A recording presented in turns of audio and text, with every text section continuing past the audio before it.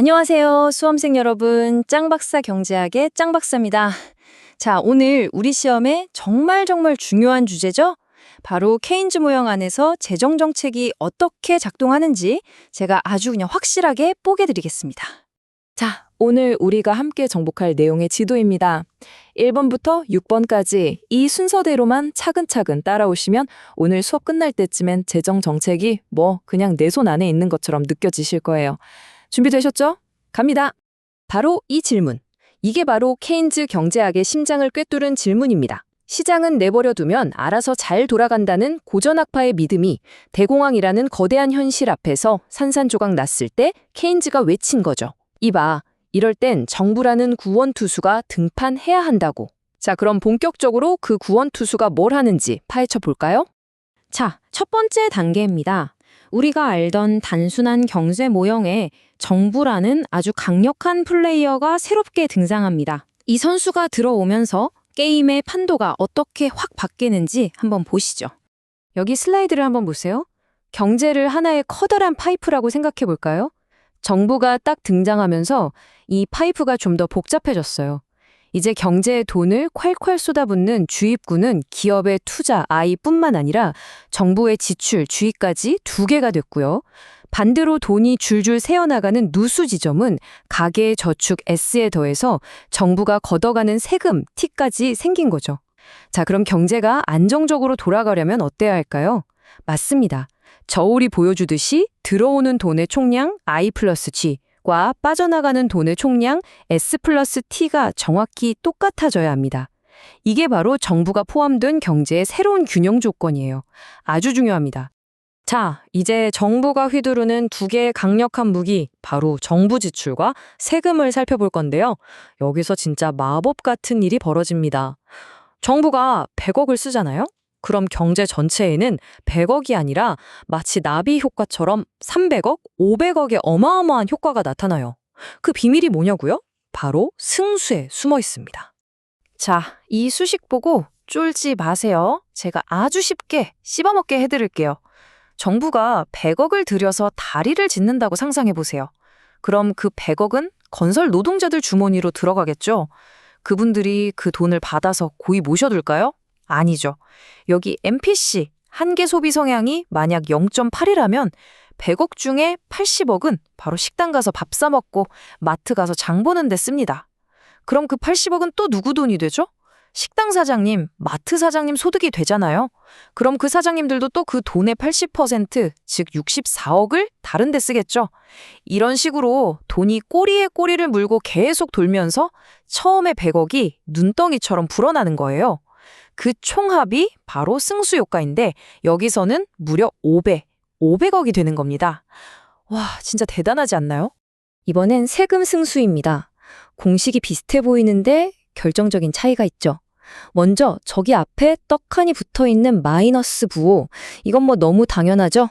세금을 깎아주면 델타 T가 마이너스, 소득 델타 Y가 늘고 세금을 올리면 델타 T가 플러스, 소득이 줄어드니까 방향이 서로 반대다 이 소리예요. 그리고 분자에 MPC가 붙어있네요. 왜 붙어있지? 이건 다음 슬라이드에서 설명할 핵심 내용과 연결되니까 눈 크게 뜨고 잘 기억해두세요. 자, 여기서 아까 그 질문, 세금 승수 공식에 왜 MPC가 붙어있는지 그 이유가 나옵니다. 똑같이 100억을 쓴다고 해보죠. 정부가 직접 도로 까는데 100억을 쓰면 그 100억은 한 푼도 안 세고 그대로 누군가의 소득으로, 즉 총수요로 바로 연결돼요. 효과가 100% 다이렉트 주사처럼 꽂히는 거죠. 그런데 정부가 국민에게 100억 세금을 깎아주면 어떻게 될까요? 사람들한테 100억이 생기면 그걸 다 쓸까요? 에이, 아니죠. 일부 MPC만큼은 소비하지만 나머지는 저 돼지 저금통에 넣듯이 저축해버린단 말이에요. 돈이 한번 새어나가는 거죠. 그래서 경제에 미치는 첫 번째 충격부터가 100억보다 작고 최종 효과도 당연히 정부 지출보다 작을 수밖에 없는 겁니다. 이해되시죠? 좋습니다. 이제 이론은 충분해요. 실전으로 가보죠. 우리 경제가 경기 침체라는 전쟁터에 빠졌을 때 이 강력한 무기들을 과연 어떻게 사용하는지 한번 살펴보겠습니다. 경제가 침체에 빠졌다는 건요, 우리 경제가 가진 100%의 잠재력을 다 못 쓰고 있다는 뜻이에요. 엔진은 최상급인데 엑셀을 60%밖에 못 밟고 있는 상황이죠. 공장은 멈춰 있고 사람들은 일자리가 없고요. 이 경기 침체 갭이라는 건 바로 우리 경제가 100% 완전 가동 상태로 가기 위해서 이만큼의 수요가 더 필요하다고 외치는 그 크기를 말하는 겁니다. 이 그래프 저랑 같이 한번 보시죠. 자, 저기 45도 선은 생산과 소비가 딱 일치하는 이상적인 선이에요. 그런데 지금 우리 경제의 총수요 곡선 YD1은 저 45도 선과 Y2 지점에서 만나고 있죠. 이게 바로 지금 우리의 슬픈 성적표입니다. 우리 경제가 100점 만점을 받을 수 있는 잠재력 YF에 한참 못 미치고 있어요. 이 수평거리, 즉 GDP 갭만큼 우리가 지금 손해보고 있는 거예요. 이 갭을 메우고 YF까지 가려면 어떻게 해야 할까요? 네. 바로 저 수직 화살표, 경기 침체 갭만큼 총수요 곡선 자체를 위로 영차하고 번쩍 들어 올려야 하는 겁니다. 바로 이때 우리의 구원투수, 정부가 등판합니다. 내가 해결하지 하면서 경기 침체 갭 크기만큼 정부 지출, 델타 G를 쫙 늘리는 확장 재정 정책을 쓰는 거죠. 이 슬라이드가 그 결과를 아주 극적으로 보여주고 있어요. 정부가 돈을 풀자마자 축 처져 있던 총수요 곡선 YD1이 YD2로 힘차게 수직 점프하는 거 보이세요?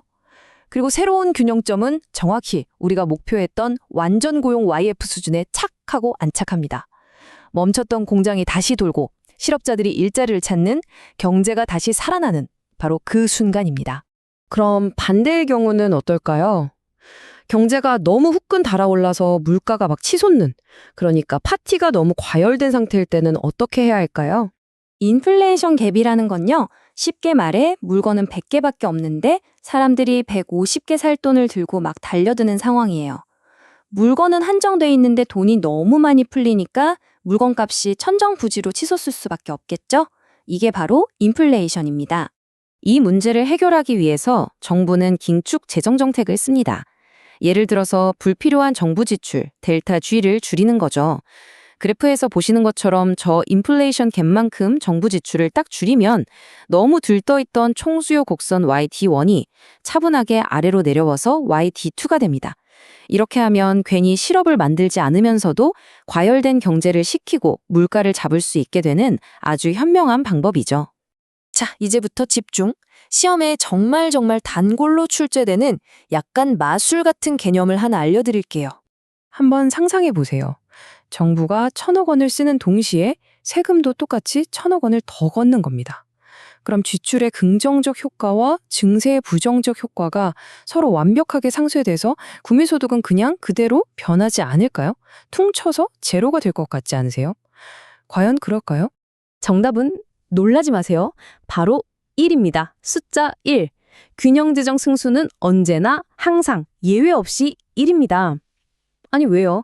아까 정부 지출 1,000억은 100% 총수요가 되지만 세금 1,000억은 소비와 저축을 함께 줄인다고 했잖아요.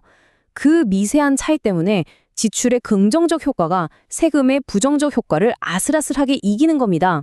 결론, 정부가 지출을 1,000억 늘리고 세금을 1,000억 더 거두면 국민소득은 정확히 1,000억만큼 늘어납니다. 이건 시험의 단골 손님이니까 그냥 이렇게 외우세요. 균형재정 승수는 무조건 1. 와, 오늘 정말 숨가쁘게 달려왔네요. 머릿속에 좀 복잡할 수 있으니 제가 시험장에 그대로 들고 갈 수 있도록 딱 엑기스만 뽑아서 정리해 드릴게요. 오늘 배운 내용의 정수입니다. 첫째, 정부 지출과 세금은 경제를 조절하는 강력한 리모컨이다. 둘째, 승수효과 덕분에 이 리모컨 버튼 한 번 누르면 효과가 몇 배로 뻥튀기 된다. 셋째, 경기가 안 좋을 땐 정부 지출을 늘려서 경제를 살릴 수 있다. 그리고 마지막, 시험에 꼭 나오는 균형재정 승수는 얼마? 언제나 1이다. 이 네 가지는 잠꼬대로도 나와야 합니다. 아셨죠? 여러분, 경제학 공부하다 보면 진짜 어렵죠. 때로는 지쳐서 다 그만두고 싶을 때도 있을 거예요. 저도 그만 왜 모르겠어요. 잘 압니다. 하지만 여러분은 절대 약하지 않아요. 충분히 잘 해낼 수 있는 능력을 가진 분들입니다. 절대 포기하지 마세요. 저장 박사가 옆에서 같이 걸어드릴게요. 우리 한 걸음 한 걸음 나아가다 보면 어느새 정상에 올라가 있을 겁니다. 힘내세요. 할 수 있습니다. 혹시 오늘 내용 중에 궁금한 점이나 이건 뭐지? 하는 부분이 있었으면 절대 혼자 끙끙 앓지 마세요. 우리 네이버 카페 짱박사 경제학 스터디로 바로 달려오세요. 거기에는 여러분의 고민을 먼저 했던 수많은 선배들의 흔적이 있고 또 우리 천사같이 친절하고 능력 있는 조교님들 그리고 물론 저 짱박사가 항상 여러분을 기다리고 있겠습니다. 그럼 우리 다음 시간에 더 유익하고 알찬 내용으로 다시 만나요. 모두 수고 많으셨습니다.